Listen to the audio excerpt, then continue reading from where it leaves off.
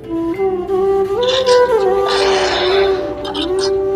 খোকারা, আজকে জুম্মার দিন নামাজ না পড়ে তোমরা কি করছো?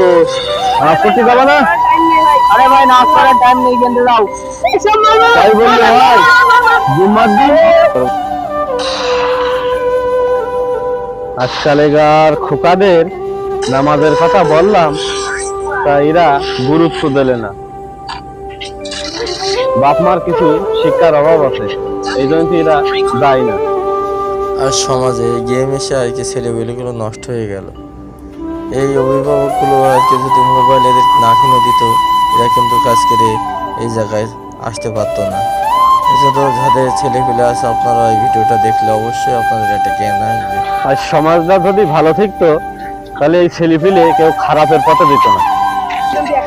এদের বাপ মা যদি ভালো শিক্ষা দিত, তাহলে কখনোই এরা খারাপ কাজে জাতি দিত না।